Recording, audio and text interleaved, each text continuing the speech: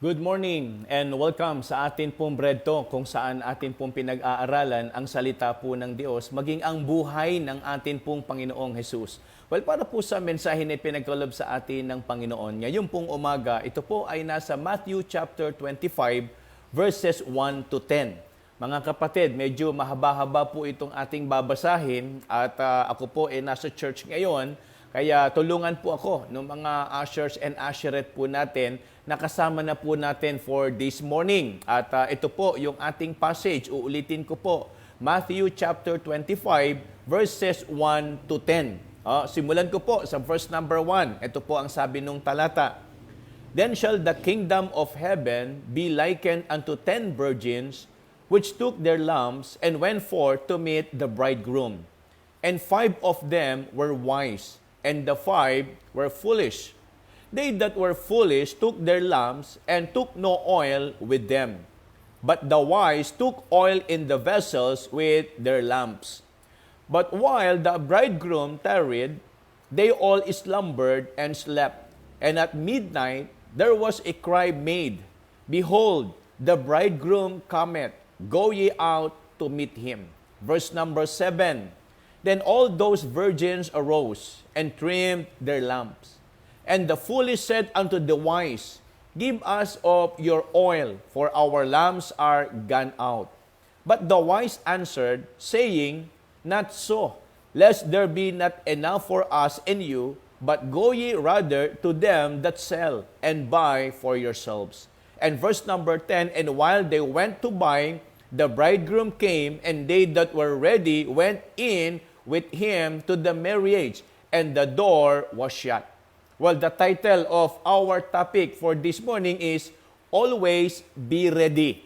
Again, uulitin ko po mga kapatid, always be ready. So, ang ibig sabihin po kasi nitong binasa po nating talata, patungkol po ito sa paghahanda. At ang mananampalataya dapat lagi pong nakahanda sa anumang bagay na pwedeng mangyari at dumating sa atin pong mga buhay. But contextually speaking, para maintindihan po natin, in Matthew chapter 24, ended with a parable meant to emphasize the idea of readiness for the coming of our Lord Jesus Christ. So kung inyo pong nabasa, in Matthew chapter 24, mga kapatid, ang tinutukoy po dyan ay yung siguradong pagbabalik ng ating Panginoon. But in Matthew chapter 25, begins with another parable with the same principle.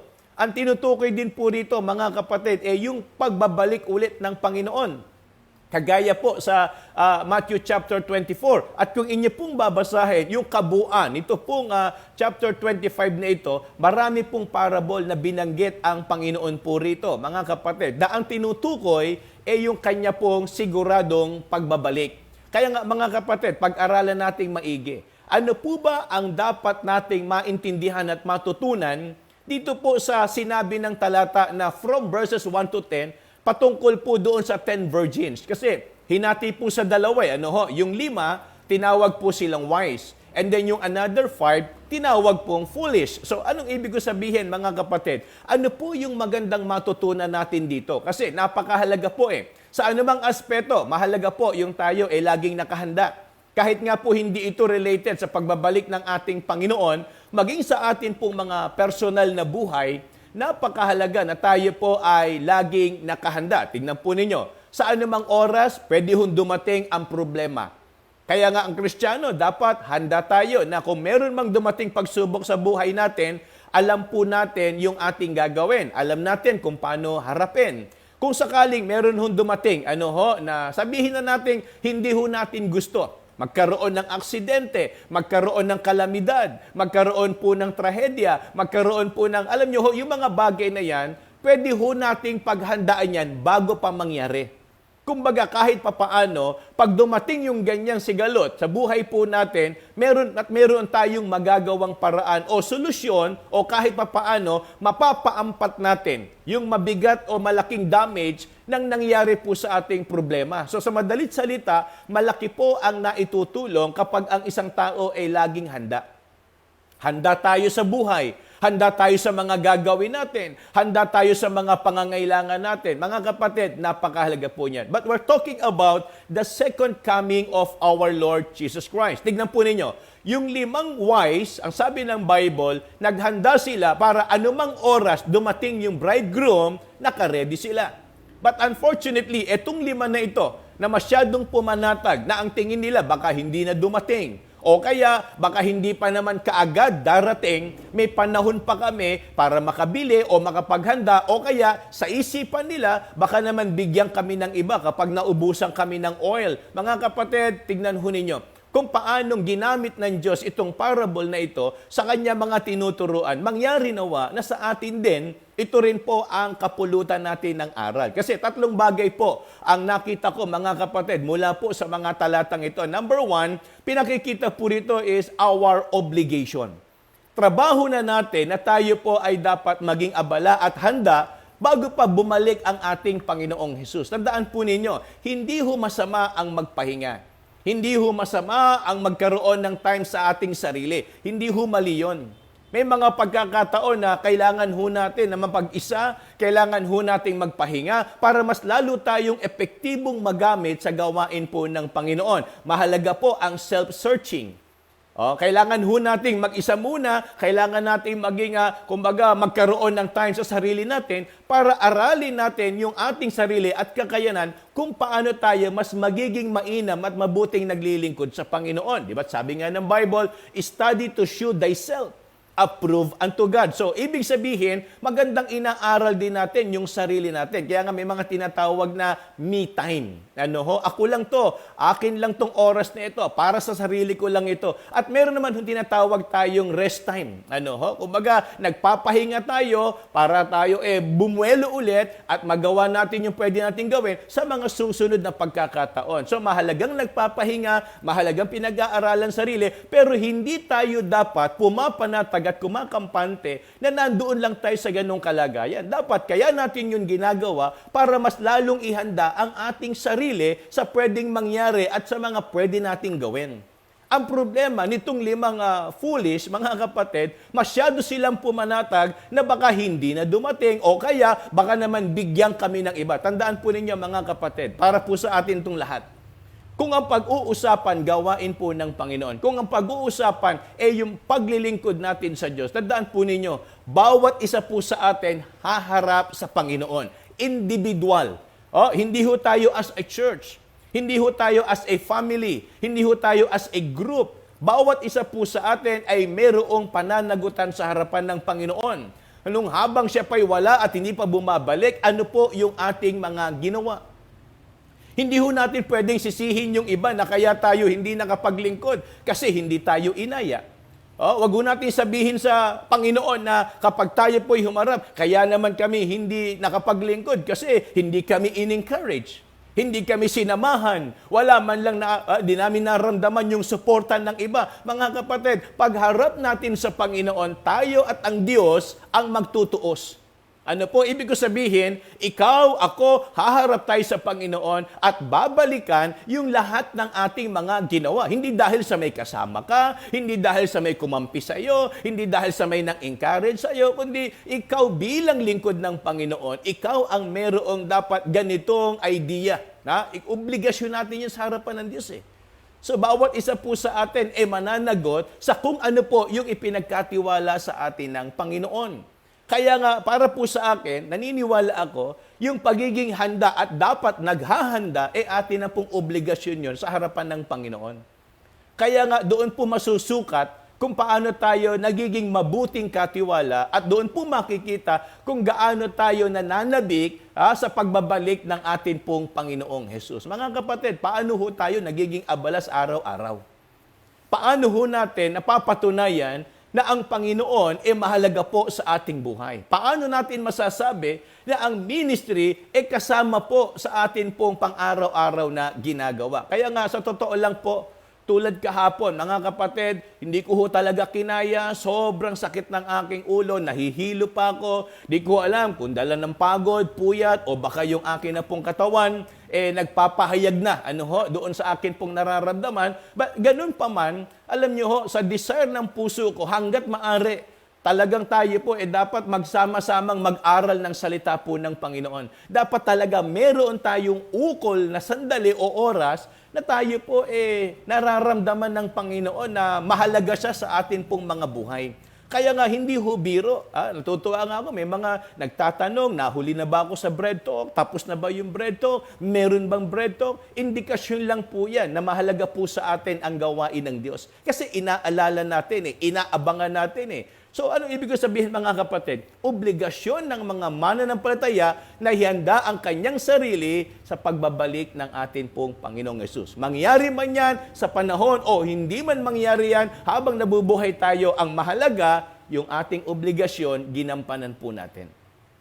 Kaya tingnan nyo, nakakalungkot, yung 5 wise, nung dumating yung bridegroom, anong sabi ng Bible? Nakahanda sila, meron silang oil, nandun yung kanilang lampara, at kung naubusan man, meron silang ipandadagdag pa. Pero yung 5, umasa sila sa kung ano na lang yung meron sila. Tandaan niyo mga kapatid, tayo po ay merong pananagutan sa harapan ng Panginoon. Kung gaano po tayo pinahintulutan ng Diyos na mabuhay sa mundong ito, simula noon hanggang sa pinakadulo ng ating buhay, yan po ay ipagbibigay sulit natin sa harapan ng Diyos. Kaya nga mga kapatid, yan po ang unang nakita ko. Pangalawa, pinakikita rin po rito is our limitation.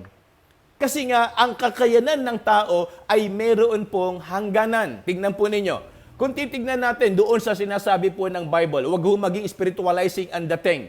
Literal pong oil, literal na lampara, at ito po ay mga ginamit ng Panginoon para ipakita kung gaano dapat makita ng tao ang atin pong hangganan o yung atin pong tinatawag na limitation. Tignan po ninyo. Balikan lang ho natin. Sabi po ng Bible, yung verse number 3, "They that were foolish took their lamps and took no oil with them." So, ibig sabihin, ang kanilang iniisip, enough na yung meron sila. Sapat na yung daladala nila. Pagdating sa verse number 4, "But the wise took oil in their vessels with their lamps." So, ibig sabihin, may lampara na may laman, plus may extra pa silang oil. Pagdating ng verse number 5, "While the bridegroom tarried, they all slumbered and slept." Ewan ko po, ayoko maging parang ang dating nito ay spiritualizing. Pero, tingnan po ninyo, lahat sila napagod, lahat sila inantok. So, anong ginawa? Natulog. So, anong ibig ko sabihin, mga kapatid? Huwag maging spiritualizing. Wala hong natutulog na pananampalataya rito. Walang natutulog na espiritu. This is a literal na sinabi ng Panginoon na yung mga nag-iintay sa Kanya nakatulog na sa kaiintay. Ganito po, mga kapatid, para maintindihan natin, hindi ba't ang normal naman talaga ang tao merong kapaguran? Normal naman talaga ang tao kailangan ng kapahingahan. Pero ganun pa man, sana bago natin asamin yung para sa ating sarili, ano ang unang ginawa nung 5 wise? Nagdala sila ng extra oil. Nagdala sila ng pwede nilang ipandagdag kung sakaling maubusan sila. Pero itong foolish, ang sabi ng Bible, okay na sa kanila yung dala-dala lang nila. Anong ibig sabihin? Meron tayong kanya-kanyang pananaw sa buhay. Kaya nga, yung title ho natin, "Always Be Ready." Iba po kasi talaga yung taong alam nyong merong disiplina sa sarili, meron po talagang, alam niyo po, iniisip na pwede pang mangyari sa kanya. Kaya tandaan natin mga kapatid, wag ho tayong masyadong pakakampante kapag maayos na ang kalagayan natin ngayon. At isipin natin, wala nang darating sa ating problema. Isipin natin, hindi na kami mababaon sa hirap. Hindi na kami magkakaproblema ng kagaya ng problema ng iba. Tandaan niyo mga kapatid, kahit gaano tayo kaayos ngayon, ang tao po ay mayroong limitation.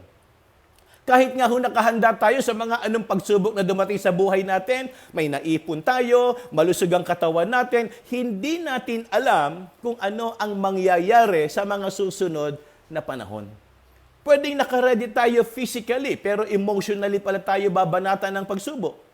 Pwedeng nakaredy tayo mentally, emotionally, pero financially, doon naman pala tayo aatakihin. Pwedeng physical, pwedeng spiritual, pwedeng mental, anumang bagay. Hindi natin matitiyak kung saan tayo dadalihin ng pagsubok. Kaya nga ang tama, makita natin na sa ganitong pagkakataon, pinakahayag lang dito na ang tao ay mayroong limitation. Ihanda man natin ang lahat. Sisiguraduhin po sa inyo, may butas at butas pa rin makikita ang kaaway para tayo ay gawan ng problema. Maniwala po kayo. Kahit gaano tayo kaayos ngayon, Kahit sa anong aspeto ng buhay natin, hahanap pa rin ang dyablo ng paraan para tayo ay, alam niyo po, i-distract, para tayo ay guluhin, para tayo ay sirain. Yan ho ang ginagawa ng kaaway. Kasi alam din ng dyablo na ang tao ay merong kahinaan. Alam ng dyablo na ang tao merong hangganan, may limitation. Kaya nga mga kapatid, napagod sila, inantok sila, nainip sila, pero ang maganda doon, bago nila binigyan ng time yung sarili nila, nakahanda na sila.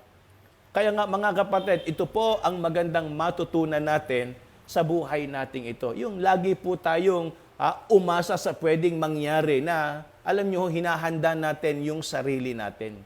Tandaan po ninyo mga kapatid, napakalaking bagay na tayo po ay laging merong panahon ng paghahanda para po sa pagbabalik ng ating Panginoon. Yan ho yung pangalawang bagay na nakita ko rito. And last but not the least, not only our limitation, but also our determination. Tingnan nyo ho, mga kapatid, kahit inantok sila, napagod, walang sumuko eh. Yun nga lang, advantage po yung nakahanda. Hindi nga sumuko yung 5, na foolish. Hindi rin sumuko yung wise na 5. Pero ang punto, ang kaibahan nila, may nakahanda at merong hindi nakahanda. Kaya nung naubusan, parang ganito ho eh. Alam nyo, sa ministry, hindi ho tayo pahabaan ng taon sa gawain. Ang issue po rito, hindi ho yung patagalan. Kung sino matagal, siya magaling. Kung sino yung bago, siya yung bata pa. Naniniwala ko mga kapatid, na sa gawain po ng Panginoon, bata, matanda, matagal o bago. Kaya nga di ba sabi ho ng Bible, may naunang nahuhuli, may nahuling nauuna. So ibig sabihin, hindi ho ito karere. Ang pinag-uusapan po rito, yung kakayanan natin na nagagawa natin sa gawain ng Panginoon. Minsan nakakagulat, may mga bago pa lang, terrible na nagagawa sa gawain ng Diyos. Pero meron naman matatagal na parang sana yun ang inaasahan mo, pero hindi mo naman maasahan. May mga ganong pangyayari, pero hindi naman sa lahat ng pagkakataon, puro ganon. So, ang sinasabi lang ho ng Bible, pagdating po dito sa idea ng 5 wise at ng 5 foolish, dito ho natin makikita yung talagang merong determinasyon sa buhay. Bakit po? Tignan nyo. Hindi ba pwede naman talagang ma-delay yung dating nitong bridegroom? Pwede naman talagang ma-delay yung mga bagay na gusto nating mangyari sa buhay natin. Pero ganun pa man, dito nyo makikita kung sino yung meron talagang sinserong puso. Yung may determinasyon. Kasi parang ganito yung idea ba ng paghahanda? Nako, baka abutan tayo ng traffic sa daan. Nako, baka parang nung kagaya ho namin na pumunta kami nung nakaraang May, before the election ng atin pong national election. Okay? So, papunta ho kami ng Samar. Hindi ho namin inaakala na mai-stranded kami ng ganung katagal sa Matnog, sa pier. So, imagine po ninyo, ilang gabi kami, natulog kami sa sasakyan. Halos walang ligo-ligo. Imagine ho ninyo, mga kapatid. So sa madalit salita, kung nakahanda kami, nagdala kami ng mga pwedeng gamitin pangluto, o kaya makapagdala man lang kami ng mga folding na upuan o mahihigaan, wala kami. Hindi kami nakaredy doon. And even sa budget, wala ho kami nakahandang budget para maghanap ng hotel. At kung sakali man ho makakita kami ng hotel, at kung meron man kaming pera, hindi rin ho kami pwedeng lumabas ng pier dahil nakapila na po kami. So anong ibig ko sabihin? Kung na-anticipate namin na yun pwedeng mangyari sa amin nung bumiyahe kami, sana naghanda na kami ng mga ekstrang pagkain. Sana naghanda kami ng mga pwedeng magamit para makapagluto kahit sa gilid-gilid. So, hindi ho namin nagawa. So, ano ibig ko sabihin? Napakahalaga na kung tayo po ay nasa buhay paglilingkod.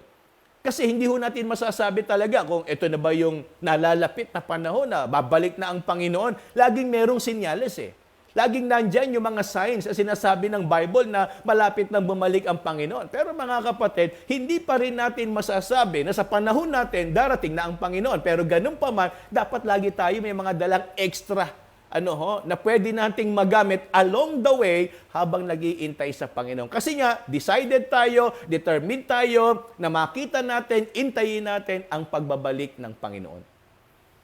Kaya nga napakahalaga na tayo naghahanda sa buhay.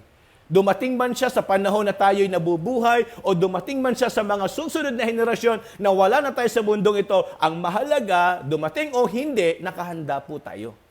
Dahil anumang oras, pwede hong mangyari yon mga kapatid. Kaya nga, alam nyo pinakikita lang dito yung determination. Yung 5, masyadong naging lax, naging masyadong, alam niyo po, para bang kumampante lang, okay na yan, dumating siya, wala na kayong magagawa, eto lang kami. Mga kapatid, hindi yung ganun. Hanggat mayroon pa tayong panahon na maghanda tayo. Kaya nga sana mga kapatid, ito po yung maging paalala sa atin pong lahat na sinabi naman ng Bible, merong siguradong Panginoon na babalik. Yan yung tinatawag nating second coming.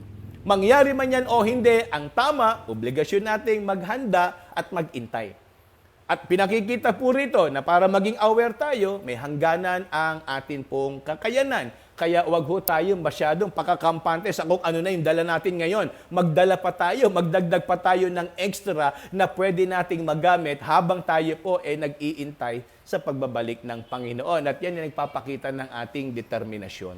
Kaya nga mga kapatid, ito ho yung ating kumbaga konklusyon. Ito ho yung ating pong paglulundo. Sabi nga ng Luke chapter 19, verse number 13, "And he called his 10 servants, and delivered them 10 pounds, and said unto them, Occupy till I come."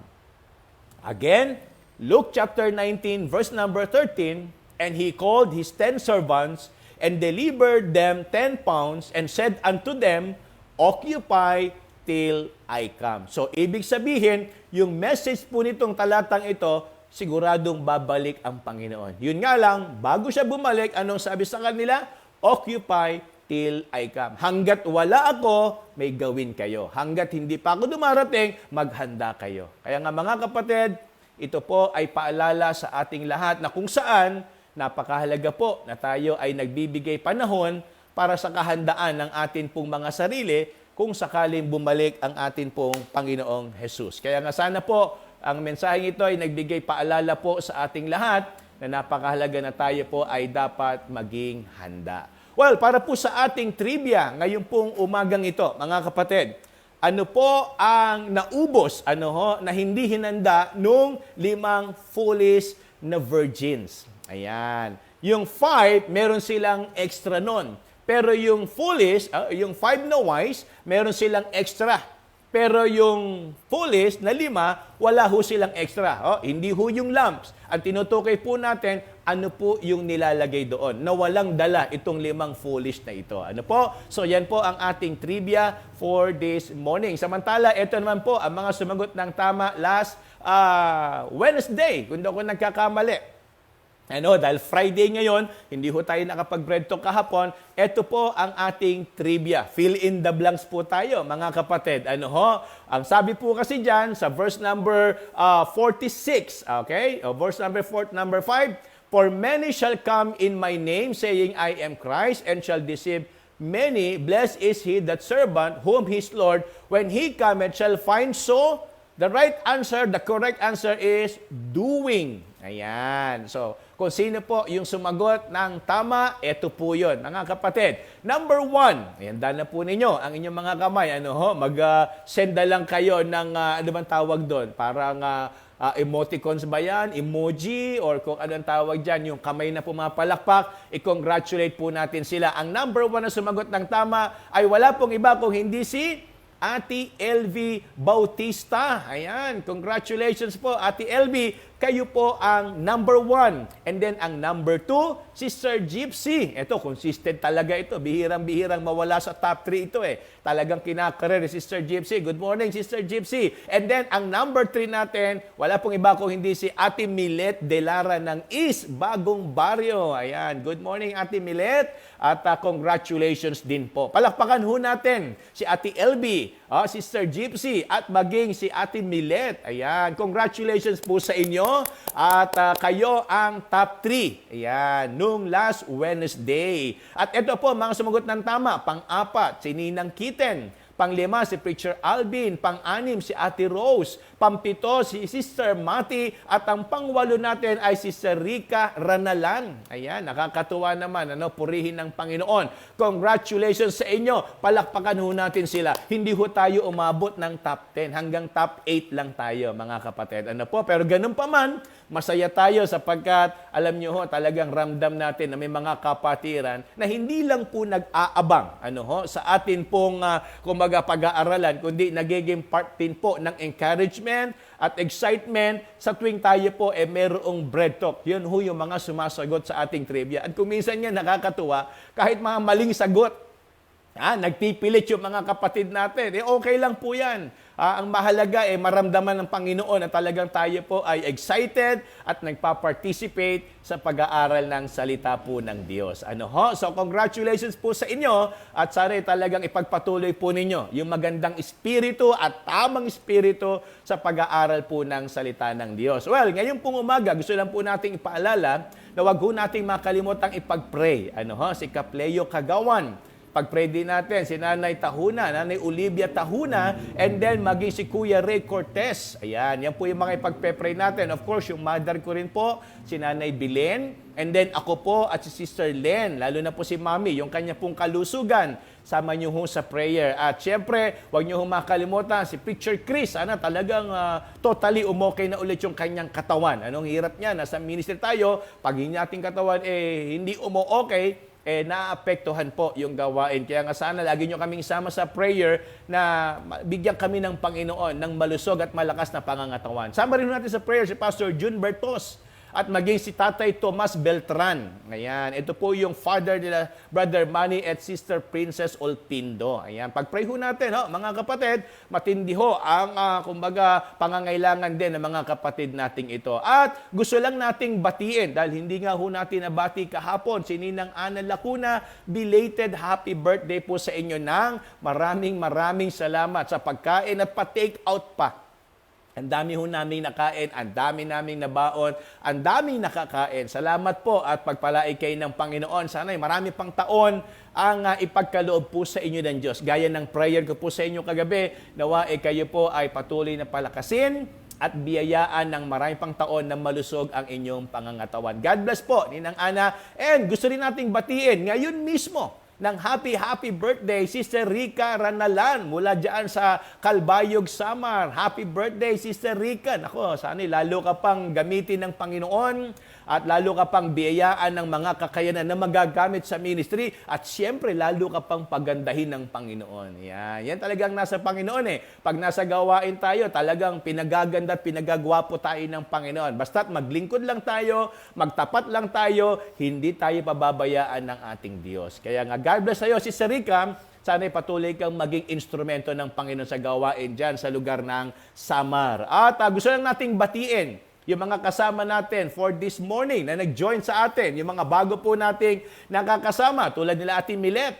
Yan po yan sa East Bagong Barrio. Ay siya nga pala mga kapatid, wag ho ninyong makalimutan, malapit na ho yung ating anniversary sa mga outreach member po natin, sa mga kapatid sa iba't ibang lugar. Wag ho ninyong makalimutan, sa linggo na po ang ating anniversary. Meron tayong service sa umaga. Alas 9 hanggang alas 10:30. Pero pagdating po ng hapon, yun po talaga ang ating main celebration. Alas 5 po yan. Huwag niyo makalimutan. But our call time is 4 to 4:30. Maganda po, nandito na tayo, nag-iintay sa atin pong speaker para pag dumating, atin po siyang ma-welcome at makamayan. At syempre, excited na tayo sa pwedeng madinig po nating mensahe ng Panginoon. Ano po? So kaya, hello Ate Milet, good morning po sa inyo. Sana kayo po ay maayos dyan sa inyong kalagayan. At syempre, natutuwan tayo, kasama natin sila Sister Joy Pereira at maging si Brother Michael Pereira, ang Pereira family from Oman. Ayan, God bless sa inyo sa mga kapatid natin dyan na may patuloy kayong gabayan ng Diyos. And maging Sister Jovelyn Habaan mula naman sa Muntinlupa.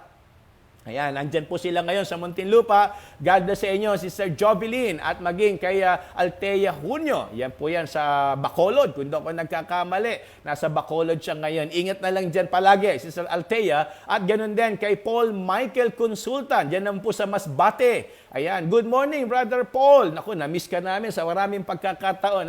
Naway ingatan kayo ng Panginoon dyan. God bless sa inyo. And thank you rin kay Sister Gina Bometibo na nag-join po sa atin for this morning. Naku, good morning sa inyo dyan. And maging kay Preacher Ray, kasama rin natin from Calbayog, Samar. Good morning, Preacher Ray. At sana'y talaga patuloy kayong pagpalain ng Panginoon. Again, mga kapatid, sa lahat na nag-join ngayon pong umaga, maraming pong salamat. Ingat po tayo palagi and good morning to everyone.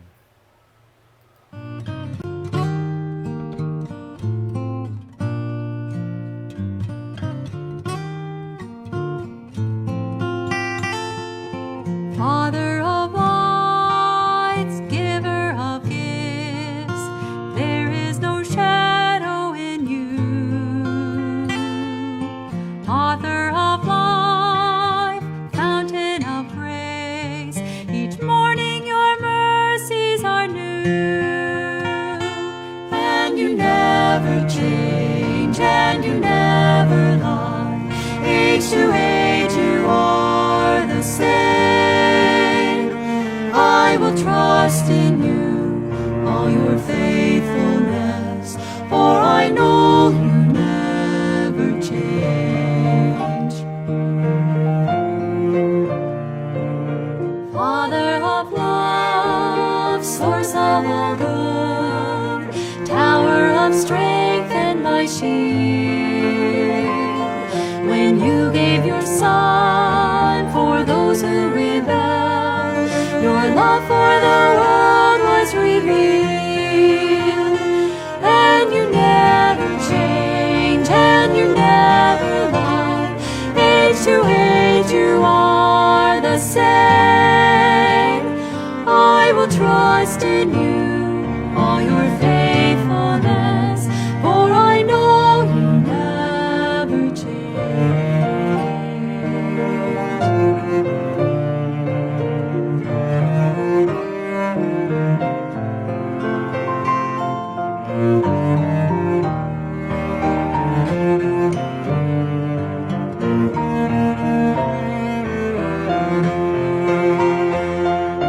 Father of peace, hope of the weak, though mountains fall into the sea, though tempests may rage, the sun hide its face.